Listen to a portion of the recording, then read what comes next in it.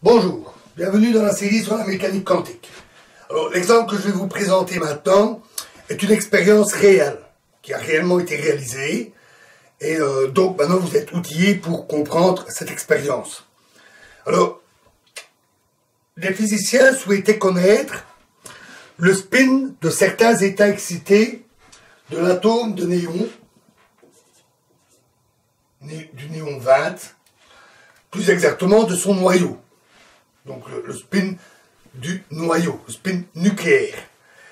De certains états excités, que l'on note Ne20 astérisque, pour noter que le noyau est dans un état excité. C'est-à-dire que les protons et les neutrons sont assemblés dans le noyau, ils ne sont pas dans leur état de base, certains protons et neutrons sont dans des états excités. Ce qui change la structure du noyau, bien entendu, et son spin. Alors, la procédure utilisée était la réaction suivante. On envoie des carbones 12 l'un sur l'autre, donc deux atomes, deux noyaux de carbone 12 avec une très grande énergie, ce qui provoque leur fusion, et il y a formation d'un Ne20 astérisque excité, plus une particule alpha, donc un noyau d'hélium, qui s'échappe. Alors, on va noter alpha 1, parce qu'on en aura deux et on pourra ainsi les distinguer.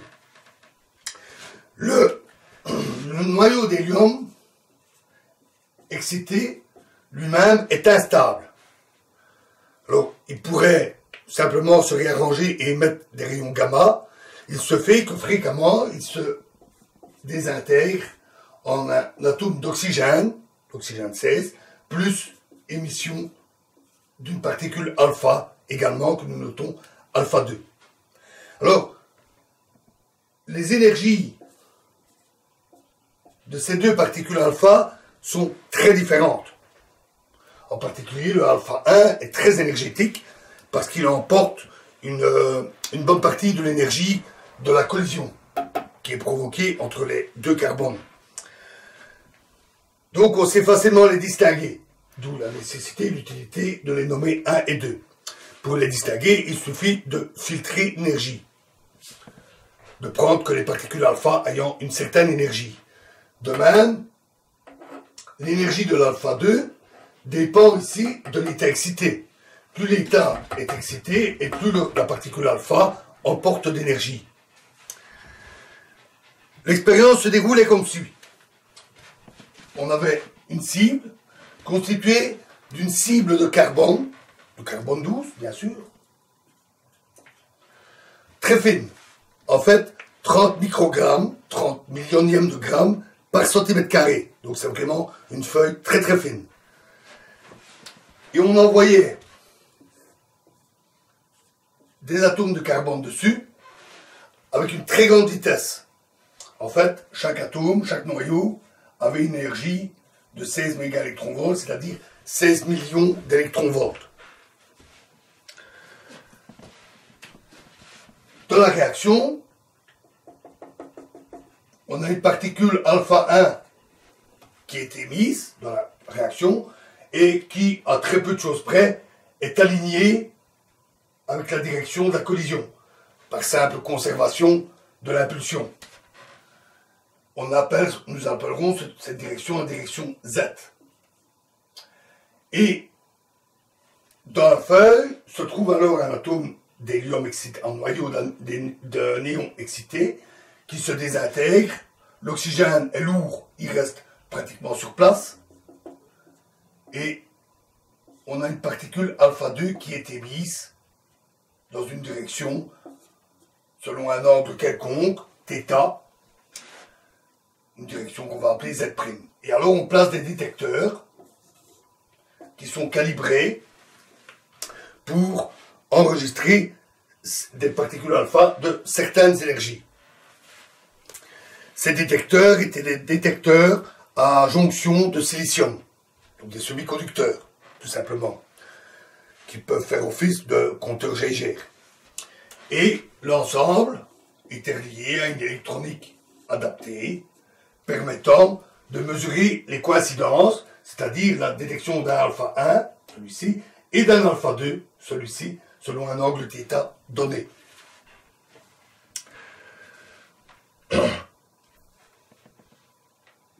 Notons que le carbone 12, aussi bien que l'oxygène,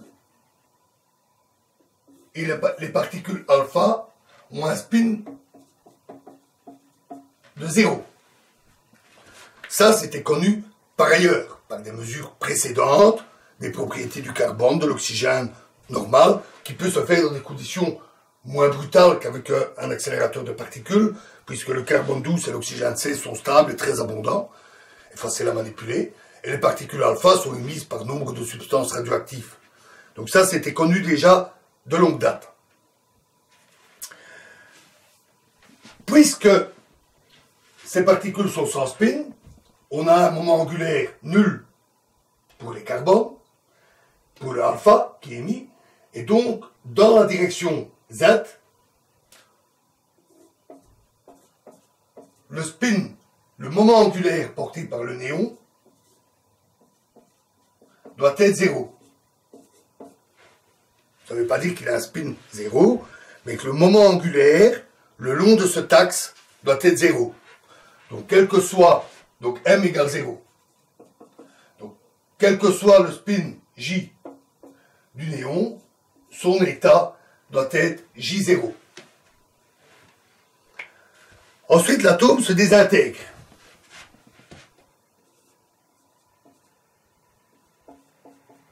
Il se désintègre en un alpha 2 émis selon un certain angle et un oxygène 16 qui recule à peine, mais dans l'autre sens, par conservation de l'impulsion.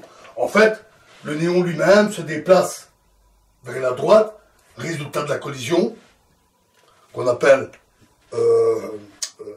force de recul, mouvement de recul, sous l'impact, et on en tient compte dans les calculs.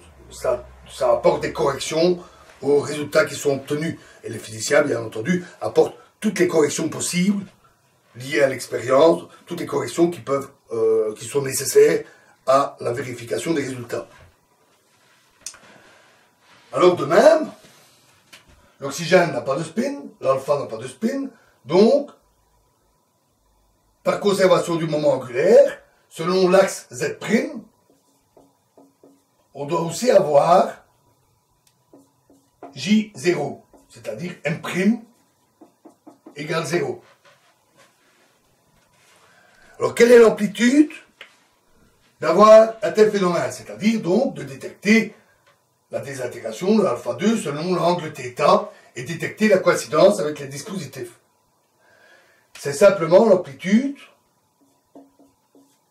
J0, J0, après une rotation selon l'angle Y, dans ce sens-là, l'axe Y, d'un angle θ. Or ça, nous l'avons vu. C'est les polynômes de Legendre. PJ cosinus θ. Donc les physiciens ont fait l'expérience et ils ont tracé un graphique avec les angles 0, 20, 40, 60, 80,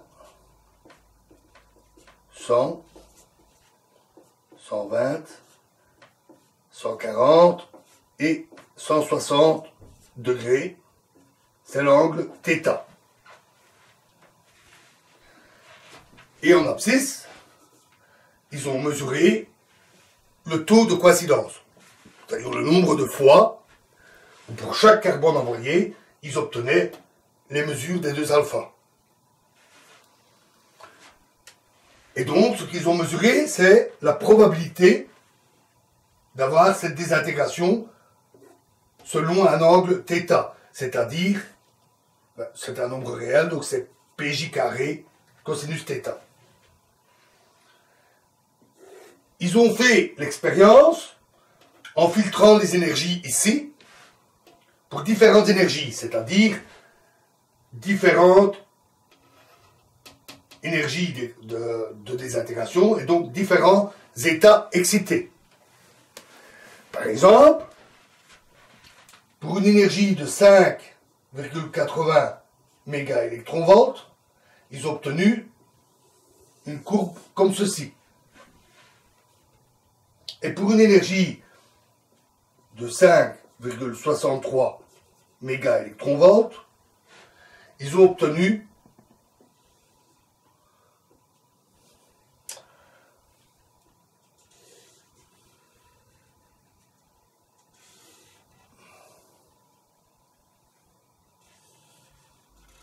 une courbe comme ceci.